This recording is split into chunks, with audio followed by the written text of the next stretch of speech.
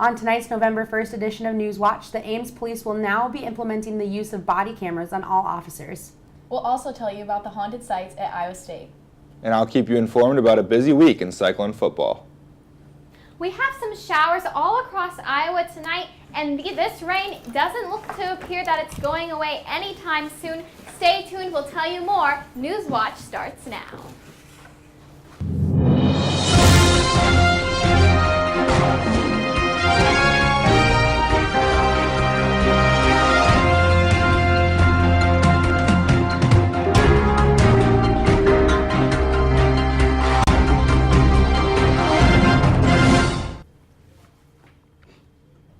Good evening and welcome to Newswatch on GSTV. I'm Cournoyer. And I'm Gracie Mateja. Thank you for joining us. Ames police officers are getting an upgrade with the upcoming addition of body cameras to their uniforms. Sergeant Mike Arkovich says the initiative comes nearly 4 years after deliberation. Over the past few months, officers have tested a number of different cameras and talked with other police departments on their experience. Ames City Council approved the purchase of 60 WatchGuard brand cameras this summer for more than $65,000. Officials in the department say officers will begin training to get acclimated to the cameras over the next 30 days.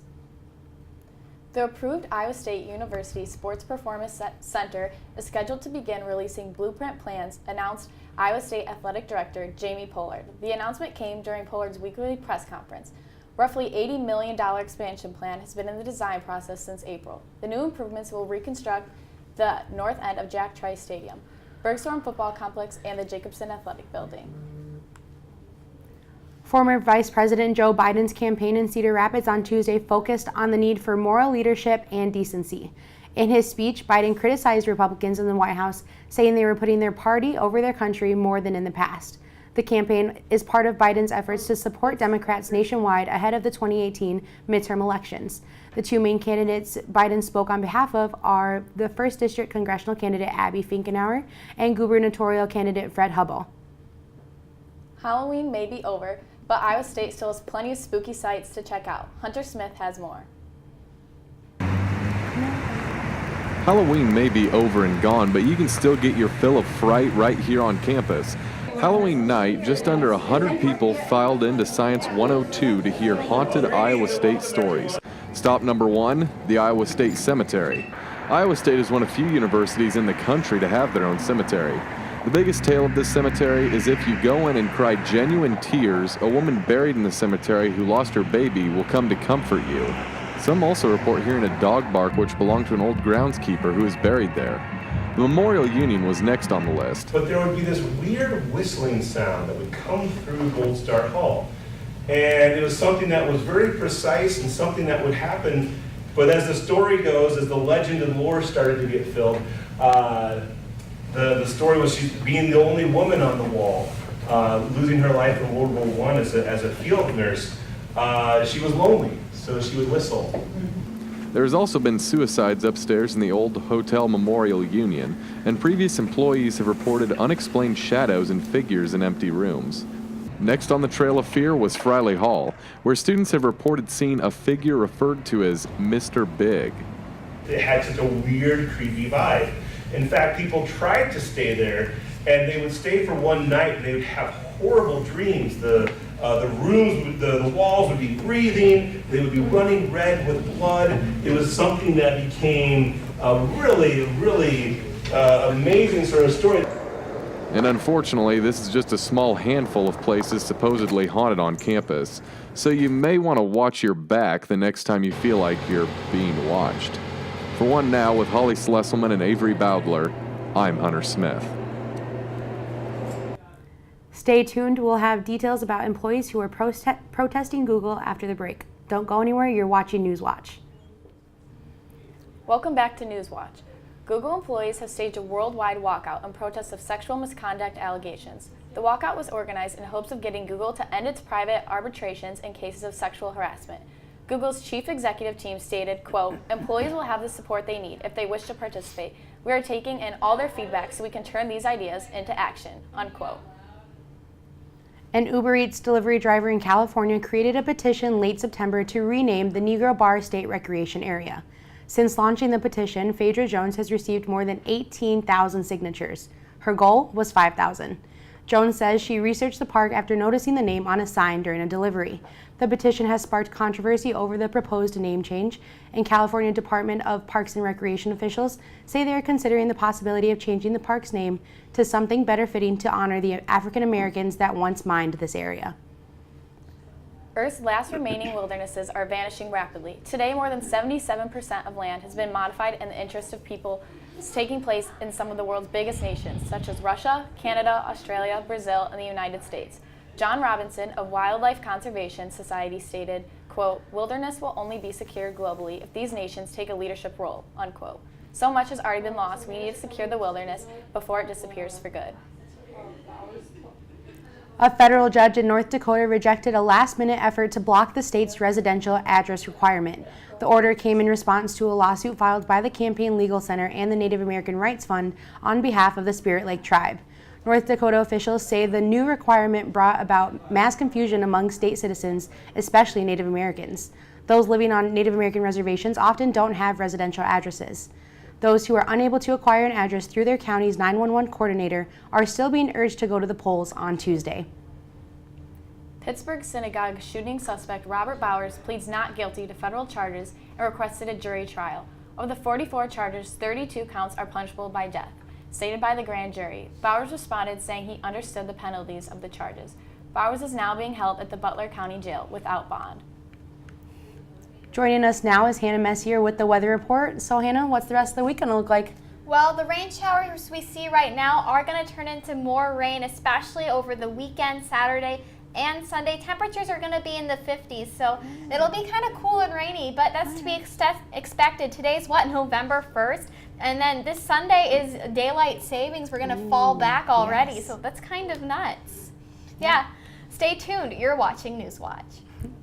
Welcome back to Newswatch. I'm meteorologist Hannah Messier. Right now across the state, we do see some scattered showers, especially to the west by Sioux City. Not much in central Iowa, but in the northeastern corner, we do have rain showers there as well. Again, here in central Iowa, it's dry. 47 degrees here in Ames, Windsor, calm, which is pretty rare for here in the Midwest. 47 degrees also in Des Moines, and it is a cloudy one over I-35 tonight. And those clouds will turn into some scattered showers here in central Iowa before the night's over. Upper 30s is going to be our low for tonight. We're going to get into the lower 50s for tomorrow, so a little cooler. We also have some chances for rain tomorrow night, which we'll keep a look out on. Rainy weekend, 50 degrees, so you're going to want your umbrella over the next few days. That'll be a big help. Temperatures are in the 40s and 50s, 46 degrees in Minneapolis, 50 degrees in Des Moines, 52 in Sioux Falls, and 49 degrees in North Platte. Getting more local here in Iowa, 45 degrees in Fort Dodge, 50 degrees in Des Moines, 43 degrees in Ottumwa, and 47 degrees up in Spencer. Winds are pretty calm tonight, especially in central Iowa. We have calm in Mason City all the way down to Des Moines. 11 miles per hour in Sioux City is the highest wind speed. Again, that's pretty rare for here in Iowa. Highs tomorrow, we're expecting 40s and 50s all across the state. 51 degrees in West Union, 53 in Manchester, and 52 degrees in Osage. Down to the south, it'll be 57 degrees in Muscatine, 57 in Burlington, and 54 degrees in Vinton. Then in the western portions of the state, 56 in Osceola, 54 in Ogden, and 53 degrees in Atlantic. Then finally, the northwestern corner of the state, 53 degrees in Ogana, 52 in Sioux Rapids, and 49 degrees in Orange City. Now, as we head towards tomorrow morning, we're really going to see those clouds start to move in, and they're not really going to go away. We also have a band of rain over Fort Dodge extending all the way south into Des Moines. We wouldn't be too surprised to see a rain shower tomorrow morning in Ames as well. So heading out to class, you're going to want to bring your rain jacket or at the very least an umbrella. 1 p.m. the rain really starts to continues into the evening. Overcast skies in Ames tomorrow evening, and then that overcast sky will continue. This will keep our temperatures up a little bit as we keep that heat closer to the surface. However, Saturday morning, look at this rain band. This rain band is going to cause rain all throughout this weekend on Saturday and on Sunday, so definitely keep an eye out for that. Tonight, 37 degrees will be our low temperature, partly cloudy with rain showers scattered all across the state. Tomorrow, we also have scattered showers, 55 degrees for tomorrow, so it will be a little cool. However, also some good news for this weekend. We do have the Iowa State versus Kansas football game.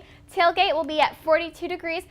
51 degrees at kickoff down in Lawrence, Kansas. If you're going down south to Kansas, definitely go check out the game. Also, this weekend on Sunday is Daylight Saving Time's fall back. We're going to move our clocks from 2 a.m. back to 1 a.m.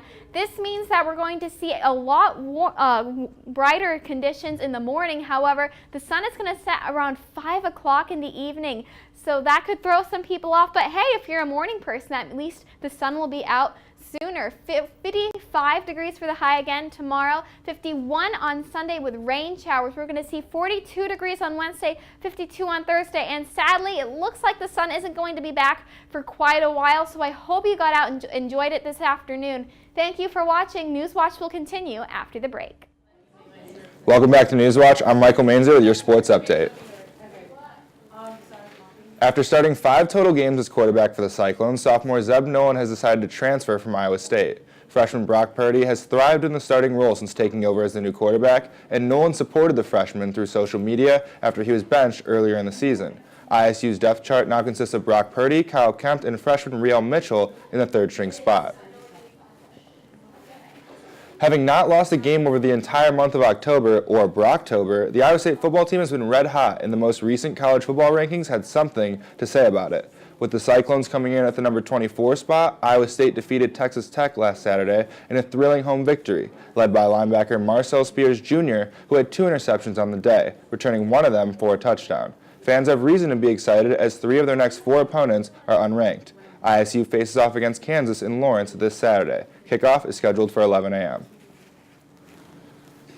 Point guard Derrick Rose fought back tears last night after an emotional win for the Timberwolves, who defeated the Jazz 128-125 last night. The former league MVP hit his career-high mark in clutch fashion, scoring 15 points in the fourth quarter, capped off by a clutch floater to give the Timberwolves the lead. Rose has gone through multiple knee surgeries over his career, and other notable NBA stars such as LeBron James, Carmelo Anthony, and Kevin Durant commended Rose for his performance and dedication after the game. With the NFL trade deadline just passing, multiple big-name wide receivers find themselves in new homes for the second half of the season. Lions wide receiver Golden Tate was traded for a third-round pick to the Eagles, Raiders wide receiver Amari Cooper was traded to the Cowboys for a first-round pick, and Broncos wide receiver Demaryius Thomas was traded to the Texans for a fourth-rounder. In a league where big trades don't normally happen, it was a surprising string of events for the NFL. After the break, we'll tell you about how Michelle Obama found her mini-me this Halloween. One little girl's fascination with Michelle Obama definitely showed this Halloween season. 3-year-old Parker Curry went viral back in March after being photographed staring in awe of a painting of the former First Lady. Park's mother, Jessica Curry, says when she asked her daughter what she wanted to be this year for Halloween, the young girl said Michelle Obama without hesitation. Parker's mom posted a photo of her dressed as a mini Michelle to Twitter with hopes it would reach the Obamas. In fact, it did. Michelle Obama quoted the tweet saying Parker nailed the costume and she loved it. With Halloween being yesterday, there were some pretty creative costumes, but one dad stood out by dressing up his son and niece, Beckham and Audrey, in a Slinky costume from Toy Story. He showcased this costume at Disney World, and it definitely turned some heads. More impressively, he even made this costume himself.